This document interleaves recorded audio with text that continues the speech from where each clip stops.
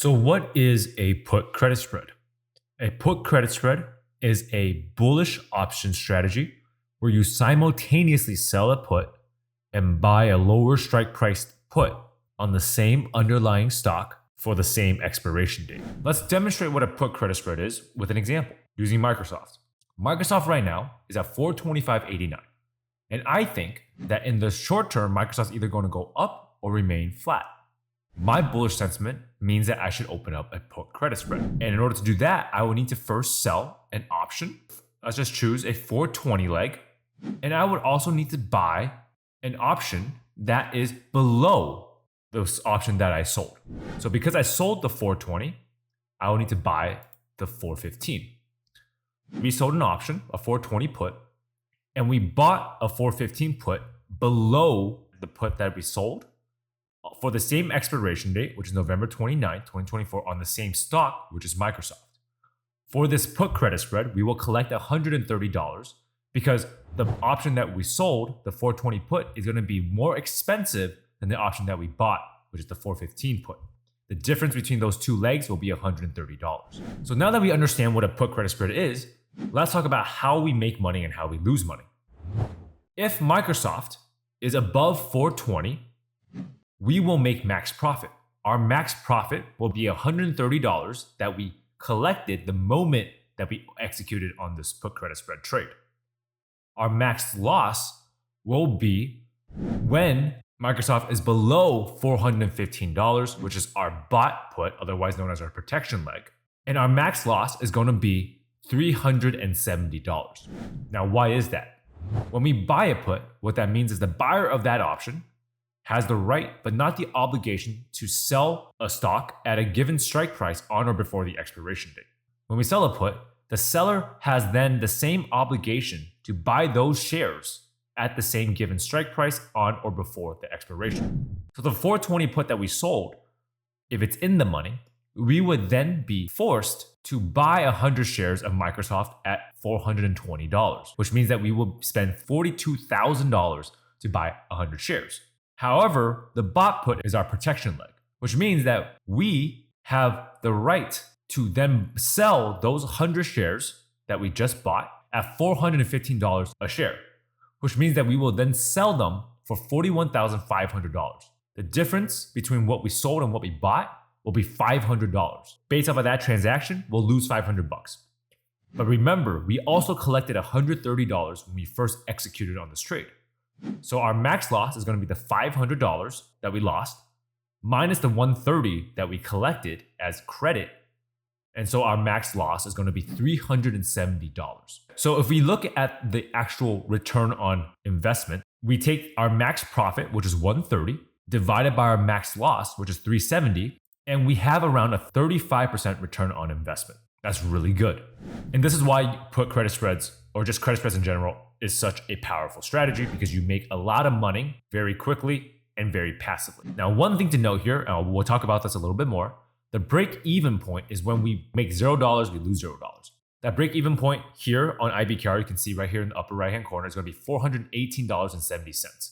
The way we get that is we take 420 minus the $1.30, which will be $418.70. So you can see that by selling a put credit spread, we have a defined loss and a defined reward. In this case, it's 130 is our defined reward, and our defined loss is going to be 370. And this is true for all put credit spreads, regardless of what strike price or what expiration date you sell it for. Now we're going to talk a little bit more about what happens if Microsoft ends up between 420 and 415. If Microsoft ends up, for example, at $419, the sold option, which is the 420 put, will be in the money. Our bought option will expire out of the money. What would end up happening at expiration on November 29th is we will buy 100 shares of Microsoft at 420, even though Microsoft is worth $419. What we can then do is we would then sell Microsoft at $419, all 100 shares, which means that we would make $41,900. And so after that transaction, we would then only lose $100. We collected $130 to begin with, so which means that we actually made $30 on this put credit spread. And so you can see from our P&L chart that it's going to be a linear line between 415 and 420 that starts at our max profit all the way down to our max loss of 370. The break-even point that we just talked about is the point where we make money, and anything below 4.18 and 70 cents is where we lose money. However, with that being said, most people, including myself, don't like having to deal with being assigned and having to exercise my options. So what I would do if your spreads are in the money, either leg is in the money, is either close out the spread before expiration or roll them out to a later date. I'll show you later on in this video how to do this. The reason you want to do this is because your P&L will be the same if you were to buy back that option shortly before expiration, or if you were to let those credit spreads expire in the money and get assigned and exercise your options. So let's move on and take a look at what a profitable and non-profitable trade looks like. Real life trade of mine that I traded on Microsoft. We sold that 403.95 credit spread for 31 days out and collected 132 credit. So during this time, Microsoft started at 421 and got to a low of 394. But it ended up out of the money at 414. That as the stock dips around August 5th, our credit spread pricing peaked around $250. Our P&L at that point in time will be negative $100 because we collected $130, but the credit spread was worth $230. I think we need to point out why the credit spread is not worth $500, even though both legs are in the money. And that's because there's still 25 days left on the spread. So there's still a chance that Microsoft ends up above 400. And as you can see, as soon as Microsoft rebounds and goes above 400, the profit on this credit spread trade turned positive. And this is because of the concept called theta decay. Theta is how much a contract decays or loses value each and every day, which means that the options contracts that we sold and bought will be worth less and less each and every day. And then we as option sellers, because credit spread is an option selling strategy, will end up making money as these options become more and more worthless. After Microsoft recovered and went above both legs, the rest of the trade is relatively uneventful, with Microsoft ending at 414. Which means that Microsoft doesn't even have to go up and we can still make max profit. In this case, still return 36% a month. And this is exactly why credit spreads is great for small accounts, because you don't need a lot of capital, number one. You only need $368 for this trade. And for working professionals, because it's a lot easier to trade and manage and it's very passive. So now let's examine a losing scenario where we took an unprofitable trade, because you're not going to win every trade. So we're going to use the same time frame for Microsoft, but instead of selling it at 400 and 395, we're going to be selling it basically at the money at 420, 415. Microsoft again was at 421. With this increased risk, because we're closer to the money, we collected $225 a spread. And as you can see again, Microsoft dipped all the way down to 414 on August 5th. And at that point, our spreads are worth actually $410, a lot more than our previous example. And the reason for that is because 394 is really in the money. Our bottom leg is at 415. And the market is pricing in that it will be a lot harder for Microsoft to get back above 420. Then you can see Microsoft recovered, ended up at 414, which means that it is in the money on both our sold leg and our bought leg. And then we will then be forced to take the max loss of $275, which would be 500 minus 225. The beauty here is that your losses are defined, right? You're only risking $275, our max loss, to make $225, which is our max profit. I'm going to compare a credit spread to selling a single put. So here we have an AMD and we sold a 200 195 put credit spread basically right at the money again.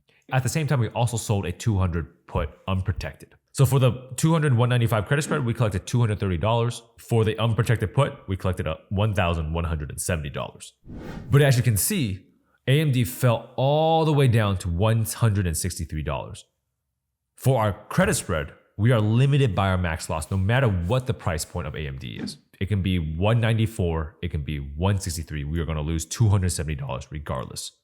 For the unprotected put, we'll end up losing more and more and more money the further AMD falls in the money. And so when it gets to expiration at $163, that unprotected put will end up losing us $2,492. So if AMD were to continue to go down, for example, maybe to 153, then we'll lose another $1,000, which means we'll end up losing $3,492. So let's just compare apples to apples, right? Let's sell 5 credit spreads to match the same amount of credit we will receive from selling that 200 unprotected put. Even if we were to sell 5 credit spreads and end up taking the max loss, we would still end up only losing $1,350, which is more than $1,000 less than the unprotected put. And this is actually why credit spreads are so great, because you know exactly how much money you're going to lose, and it's not dependent on how far the stock price falls. Because credit spreads is an option selling strategy, time to expiry is a very important choice that we have to make when we're opening up credit spreads to make it passive and consistent. Here we charted out Tesla's 270, 265 put credit spread, the price point at different days to expiry. So the one that is at 70 days out is going to be worth around $160. The same credit spread, but with 10 days left to expiry, will be around $50. The more time there is on the spreads, the more credit we can collect because those options are going to be worth more. What I would actually want you to focus on is actually focus on the curve. Do you see how the curve starts accelerating downwards around 30 to 40 days to expiry? While before 40, the value of that contract actually doesn't change too much. It goes from 160 to maybe 130, only lost $40. But in a span of 10 days, it goes from like 130 all the way down to 100. So it's actually lost the same amount of value in less time. And this is the perfect example to demonstrate what we call theta decay and how it speeds up as it enters into the 30 to 45 day zone. And then it really accelerates when it gets to around 2 weeks left. So what we want to do here, and the lesson and takeaway here, is that we want to sell credit spreads around 30 to 40 days out to take advantage of this acceleration in theta decay. Anything further out beyond 45 days, thinking 65 or 70 days, quote unquote, be wasting time because the value of those contracts are not decaying out as fast as it could be if we sold a little bit closer to expiration. So I'll give you an example. 29 days left to expiry, Tesla's worth $115. At 71 days to expiry, that Tesla credit spread is actually worth $167. So I would rather sell 2 29 days to expiry credit spreads than to sell 1 71 day to expiry, because I would collect $230 if I sold 2 29 days to expiry, as opposed to selling 1 71 days to expiry for $167. The closer that our credit spreads are to the actual stock price, the more money that we're going to make. In one example, we sold the 420, 415 credit spread by selling the 420 put and then by buying the 415 put. For this one credit spread, in this scenario, 23 days out on Microsoft, we're going to collect around $160. It's probably going to be slightly more just due to how the bid-ask spread works. And you can just remember this number at the bottom of the screen right here, probability of profit. The probability of profit, otherwise known as POP, is 60%, slightly out of the money. Microsoft only has to drop 1% for us to be in the money. If you want to decrease the risk and increase the probability of winning, we will move further out of the money by selling further away. Sell the 415 and we will buy the 410. And you can see the probability of profit went from 60% to 69%, and the amount of credit dropped from 130 to 115. We can do the same exercise again by going further out of the money, by selling the 410 and then buying the 405. You can see the probability of profit went further up at 76%, and now we're only going to collect $76 on the spread. Inverse relationship between credit and probability of profit. The higher the chance of you guys winning, the less credit you're going to collect. Let's take a look at how our width of our legs is going to affect your credit. So in this case, right, we're selling a 410, 405 put credit spread. It's a 5-point width. The return on investment here is 76 divided by 422. So it's around 18%. Now, what will happen if we were to widen this to a 10-point spread as opposed to a 5-point spread?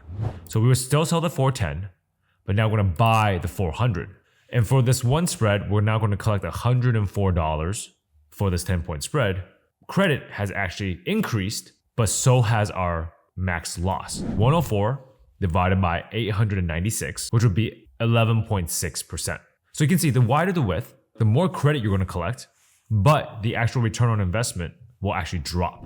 And so what I would actually recommend that we do is you want to actually make your legs as short as possible. What I would do instead is I would actually sell 2 5-point spreads as opposed to 1 10-point spread and collect 76 times 2, which is $152, as opposed to selling 1 10-point spread and collecting $104.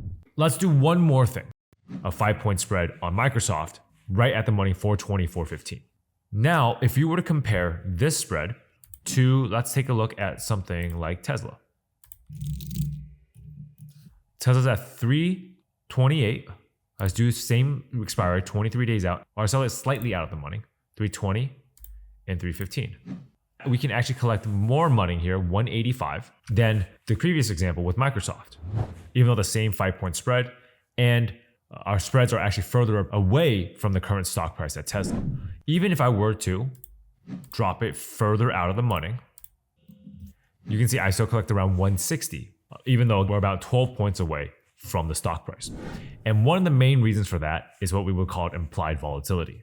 The higher the implied volatility, the more credit you can collect from your credit spreads. So you can see IV here for Tesla is around 61%. And then for Microsoft, it's around 18%. So now that we know how a put credit spread works, let's try and understand when we want to be entering this type of trade. If we take a look at back here, Microsoft was at an all-time high. We may be considering Microsoft is in an uptrend. I think Microsoft will continue to go up. So I'm going to enter an at the money put credit spread at 455, 450. Seems relatively reasonable for a month out. However, you can see that the market continued to go down and Microsoft never got back to 455. We would have taken max loss here. Even if we were to go back to this day right here, and we decided that we wanted to sell it way out of the money, maybe at 430, 425, even then, it's a little bit harder to manage. The risk and reward here, if we were to sell it at 430, would be very skewed towards the risk because the amount of credit that we would collect by selling a credit spread way out of the money would be very, very little, maybe $30 or so. So what we would actually want to do is we need to take context into our decision making. We want to actually wait for Microsoft to fall into an area of demand, otherwise known as an area of support. So if we just hop out to the weekly real quick, you can see that there are areas of supports and resistances that are built into the chart. One area will be around 390 to around 380. So when Microsoft retraces into this level, let's assume even in this scenario where it's at 400, we sold right at the money, 400, 395. We collect around $200. Microsoft obviously fell back down the next week, but then it closed out of the money. We don't want to be selling it up here when the market is very extended because there's a high chance that the market might sell off. And so our risk to reward is very skewed towards the risk. But if you were to sell it right where there's an area of demand, we would actually do a lot better in managing those risks and rewards. Let's just open up a credit spread. Right now, Microsoft is sitting at 426. I want to enter a put credit spread, maybe at 400. So what we would do, we go to trade, we go to all products, and we would go in here and we select vertical. And we can change the number of strike prices. And let's assume that I want to be trading right at the money, put credit spread at 425. So we choose the 425, 420 pair, and we click on it. And you see this bid-ask spread. Bid is 170, ask is around 200. Thinkorswim will automatically choose 182. It's changing a little bit, 185 as your midpoint. So you go in here, I would actually recommend that you guys go a little higher. And then you would go in and click confirm or send. We're going to open up the same put credit spread 420, 425 on IBKR instead of Thinkorswim. So IBKR doesn't actually have a vertical filter. So what you would have to do instead, toggle on strategy builder. We go to December 27th, which is the same date. And then we sell the 425 and then we will buy the 420.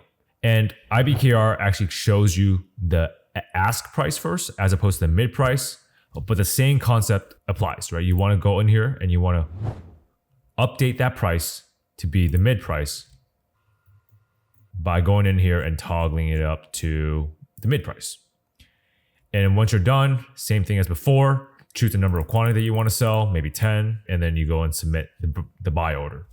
This may not fill right away. And if it doesn't actually fill right away, you go in here and you would just update the price by lowering it to a lower price point, maybe 175. And you will keep doing that until it fills. Take a look at how you would want to close or roll a credit spread.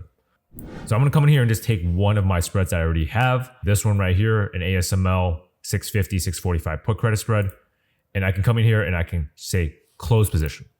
By closing a position, what that means is I'm going to spend money to get out of this trade. Same thing, come in here and change it to the mid price or even the ask price if you want to try to get the best pricing.